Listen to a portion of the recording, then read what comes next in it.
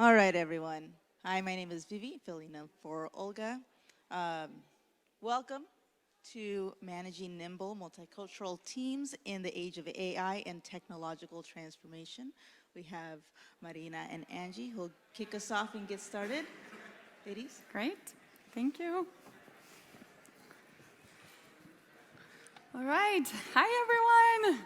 Thank you so much for being here today to talk about how to build nimble multicultural teams in the age of AI and technological transformation.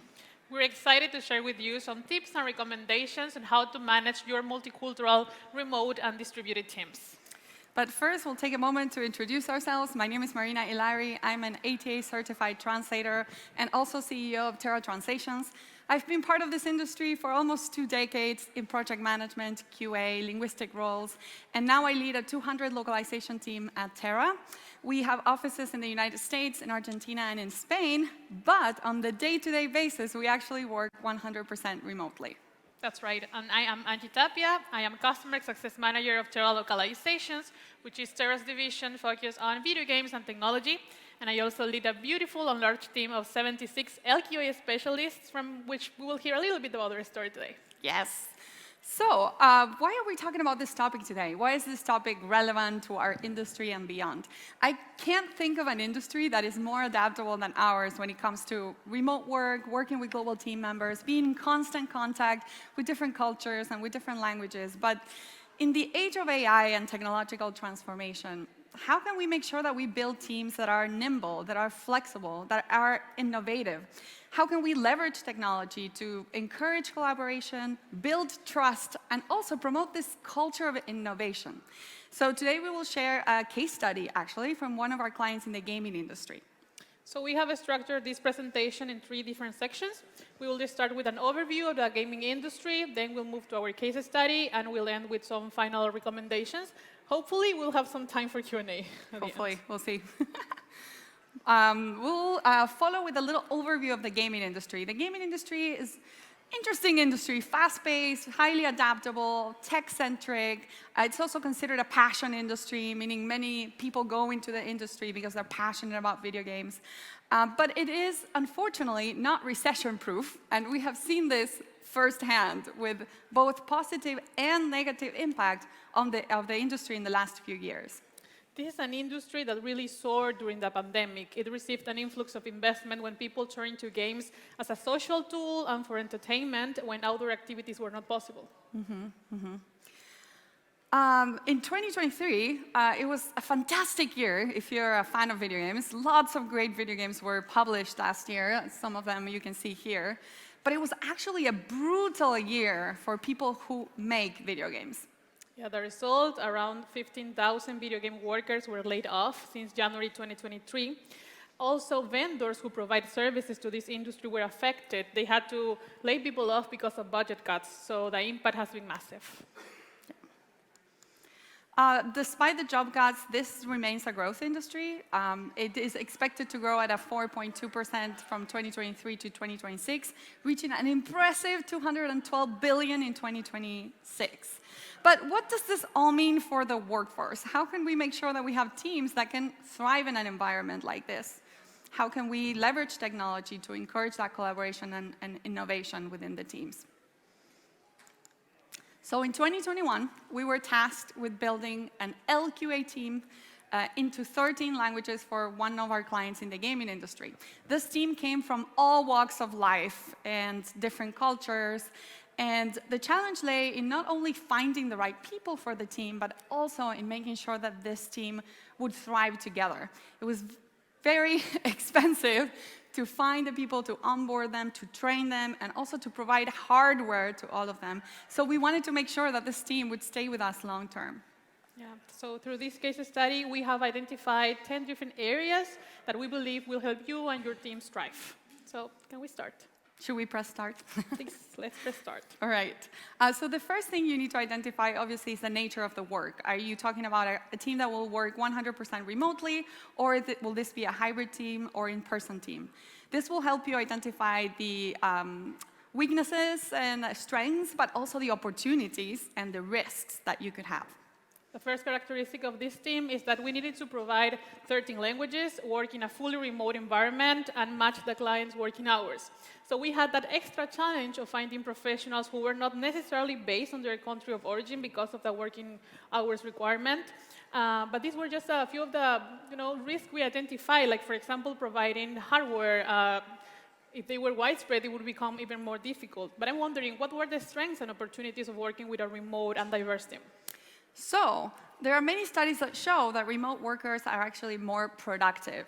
But what we found that is very interesting is that there are actually studies that show that remote diverse teams are also more innovative. Because of the fusion of different viewpoints, it really encourages that creative problem solving. And we wanted to make sure that we took advantage of that opportunity for this team. Could they be considered power-ups? Power-ups, yes, like power-ups in games.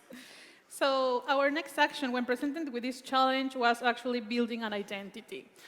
A few things came to our mind when the first LQAs joined the team, and some didn't, so we had to learn along the way. We asked ourselves, like, who are they? How do we get them to communicate with each other? How do we get them to trust us as their leaders? So we knew they needed to become a team. And to become a team, they needed a name. So we asked the team to provide name ideas. We created a poll, invited everyone to vote, and they selected Quality Quest. They named themselves the QQs and even chose Cucumber as a mascot. They were no longer LQAs, they were QQs. They were on a mission to help other QQs. And every time a new QQ joined, it was celebrated. So this little but powerful detail would become a cornerstone in the team's development because even our client started using QQ and recognized how united and organized this team was. Yes.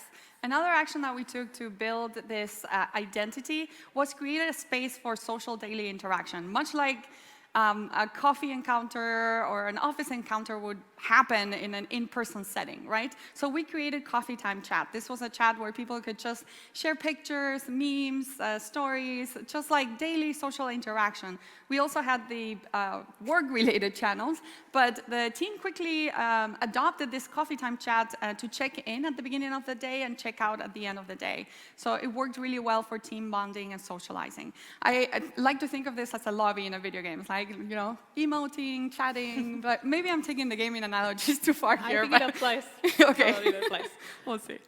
So our third step was promoting integration spaces. The key here is to be open-minded. Do not impose activities that you think will help integrate your team, but actually ask. For example, we work with video game testers, right? What do you think they all have in common?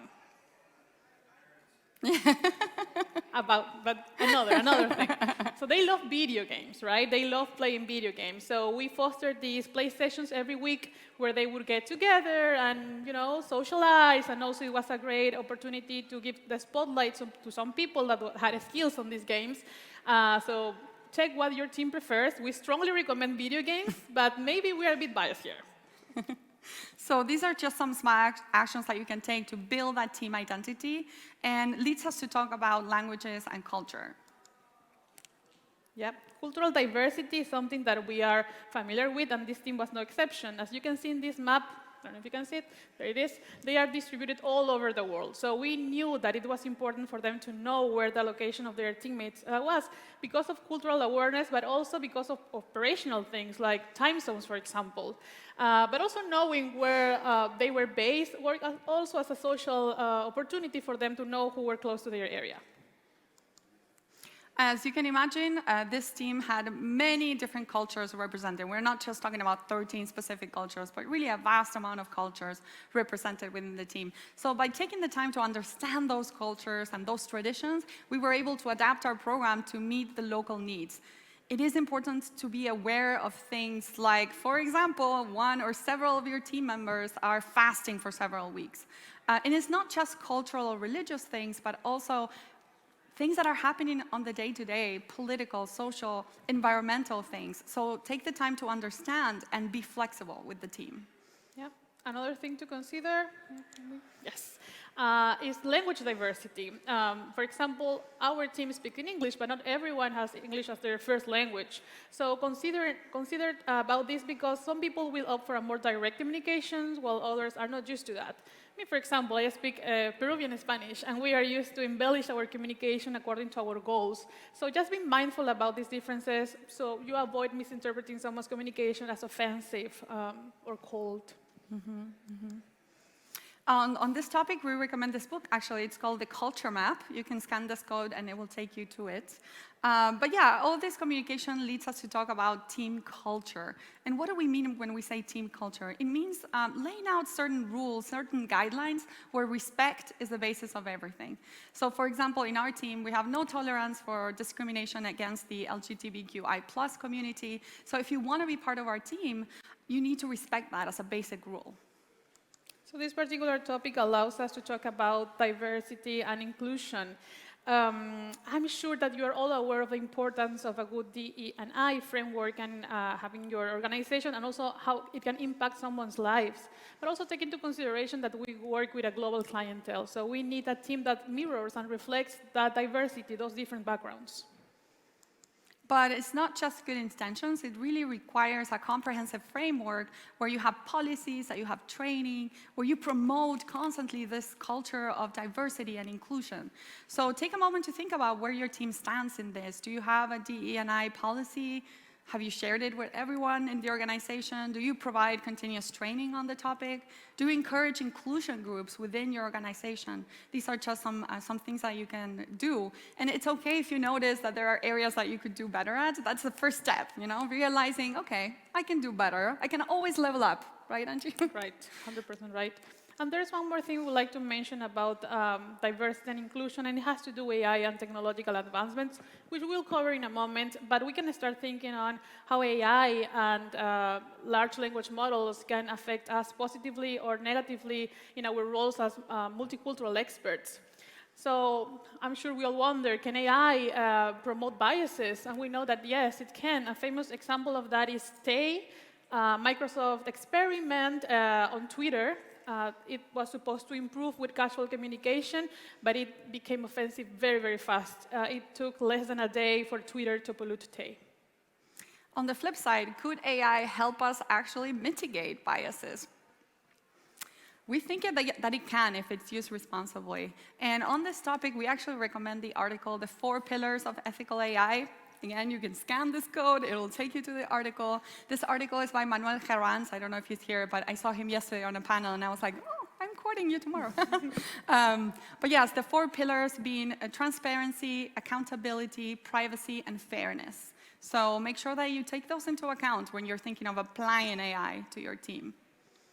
Yeah, with this in mind, we'd like to move now to communication. This is another pillar when working with such a large team.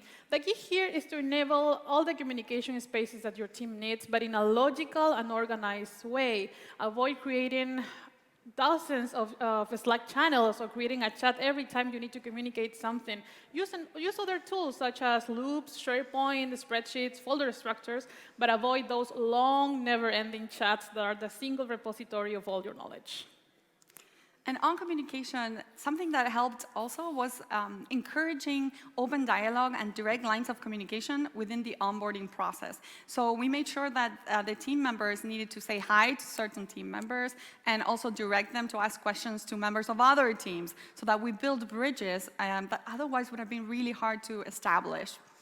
Yeah, because fluent dialogue leads to better collaboration. This should not feel like a single-player game, but rather than as a multiplayer game, right? Exactly. So the key here, can we go to next? Thank you. So the key here is to mix working teams. The more diverse, multidisciplinary, the better. And this is because when you gather all the stakeholders affected positively or negatively by a situation or yes, an issue, you make sure that the agreement they will reach will consider all fronts and risks. This is actually this is a theory. If you're interested in this, it's called the Last Planner System. I did my master's dissertation on this, and it applies totally to our industry, so I strongly recommend to take a closer look at that. So yeah, our next topic considers another takeaway from the Last Planner System, and it has to do with building trust. According to Ballard and Tomlade on their 2020 benchmark report, work gets done through language and the way people communicate and speak with each other. And why? Because projects are just a network of commitments. You trust that other people will deliver their part on time, and if they can make it, they will ask for an extension, or that they will consider your concerns. So just think about how such a large team really, they need to trust each other, so work on that too. Something else that worked in our favor in building trust is providing management skills to the team. And even if they're not working as project managers, by providing this training, it really helps set the foundation for technical knowledge, share expectations within the team, and it really helps empower them and build trust with each other. We focus primarily on time management skills, scope, and communication management skills. So here you can see the team taking a time management skills class that was actually imparted by Angie here. That's true. So now that you have a team that has a good identity, works well together, it's working towards efficiencies, what's next? Well, you know the phrase, if it's not broken, don't fix it, right? Well, we don't 100% agree with that. We really believe in having a mindset of constant improvement. And for that, we have a few recommendations. So the first would be to take advantage of the size of your team. Involve everyone in your process of optimizing and efficiency. Because if you only focus on a small team, maybe of leaders or coordinators, you run the risk that not everyone will get on board with your new optimization process. So make the search for efficiency a core value in your organization. An initiative that we took that helped us with efficiency was actually for knowledge management, distributing responsibilities and promoting ownership within the team. The initiative was called the Champions Initiative, and basically it entailed recruiting and naming champions within the team that would deep learn a specific topic, create tutorial videos, step-by-step instructions, everything for everyone else in the team to learn about that tool or process. It saved the team hundreds of hours doing calls, explaining things over and over. It also helped centralize the information, right? Because if you have the information in people's minds, you can lose that. Also, you can create bottlenecks. So we wanted to make sure that we avoided that. The champions were the real MVPs, the most valuable players of this initiative. And this is really applying efficiencies at a large scale. Yes, it is. So another thing we'd like to share with you is that if you notice that in order to become more efficient, you need to start tracking KPIs, metrics, causes of bottlenecks, or scope creep situations, and you don't have that technology for that, create it. Think outside the box. But avoid having multiple registers of the same thing, because instead of going to an efficient solution, it will just deduct time from you and your team. And now I'd like to move to innovation and technology. We have no doubt that AI can actually be used as a tool to help with our work, right? But it's important that we are the captains of the ship and that we lead this change in an ethical and responsible way. Yeah, probably you heard a lot during Gala presentations that we can use AI as a tool, and yes, we can do that, but not only for the localization phase. Think about those long postponed initiatives in your teams that maybe you couldn't work on them because of budget restrictions or resources that you didn't have. So think about that when you want to apply also AI. We have an example here. This was a freeware corpus analysis toolkit created by Carlos Petri Jr., one of our LQA specialists from the Portuguese team. He developed this tool with the help of ChatGPT, and it simplified a long and boring process and actually made it exciting for his teammates. So think about that. This creation by Carlos is not putting in danger our project or his teammates' jobs. As for example, Anthony Lawrence Ancong is not a threat for our profession. And since we're talking about innovation and technology, we wanted to take a moment to talk about tools also, because having the right tools can be the difference between fighting with a stick or fighting with a master sword. So we really believe in choosing the right tools for the team. But also think about its adoption. How is the team going to be trained on these tools? This is equally important. Yeah, from our experience, that's the most important thing, how you share this information with your team? How do you train them? If you limit yourself to only share that tutorial link provided by your supplier, you run the risk that maybe your implementation won't be as successful as how you would like to. And regarding communication and adaptability, here, what we recommend basically is making sure that you leverage the cultural context of your team. Use the existing foundation to build upon that, the new changes and technologies that you want to apply. Yeah, we have an interesting case here, maybe, yes, exactly, that maybe we can share with you. When our project started, we had counterparts on client side to manage every team, every of our languages. But then next year, it was necessary to select points of contact to manage each team. So they were 26, they were formed to become managers eventually, but then this year we agreed with a client that we would be only naming 13. So we had to have this conversation with them. Although it was difficult, it was necessary to have. So think about that when you face change. Create a tailor-made solution, adapt to that change, but always considering the organic evolution of your team. Mm-hmm. And the next topic that we want to cover is future-proofing. Future-proofing your team around change, because change is inevitable and we will need to adapt to it, right? So it's very important that you think about this for your team. If you apply the best practices that we saw today, change will see your team being solid, having an identity, working towards efficiencies with systems and tools in place. But the other phase of future-proofing has to do with you, with the leaders and the decision makers. Try to pay a lot of attention to influencing factors that can actually positively or negatively affect your industry or your client. This will allow you to think ahead and think maybe you need to save some cash flow in case contracts are affected, or maybe you can think about a counter-proposal if the budget is being reduced, for example. And timing is key here, so make sure that you're thinking always outside the box and thinking about how you can bring value to the client by providing counter-proposals that way. Yeah, our own experience future-proofing our team has to do, again, with our knowledge management system and training capabilities. Information can be your most powerful weapon. So think, how are you managing the information of your different stakeholders? So yeah, that's how we did it. But think about your strengths as well. Maybe you have a great project or program management in place. Maybe your linguistic quality is impeccable. So you will want to future-proof your team around that. And regarding AI, there might be a lot of fears within your team and even reluctancy of people wanting to enter the industry because they see it as unstable and very uncertain. We strongly believe in empowering your team by training them in AI tools and allowing space for them to experiment with them and innovate with them. This way, we believe, will elevate the position of linguists and elevate the position of project managers by becoming experts in these tools. So we, strongly believe in future-proofing your team around that and elevating their position.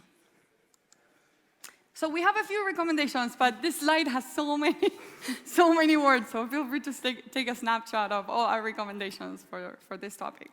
Yeah, what is key here is to ask these 3 questions when you are managing such a large team. First, who are they? Then, what are they doing here? What's their purpose? And where are they heading to? With this, I think you will have a nice idea on how to take your next actions with your large multilingual team. And one final recommendation, and it pains me that the slides were, I don't know what happens with the slides, but they looked really well. They were QA'd before. So the final recommendation has to do with paying attention. Pay attention because every team is different. And if you want to have them feeling motivated, feeling secure, providing the best quality, it is important to create a framework that supports those specific needs, especially during the time of AI and technological transformation.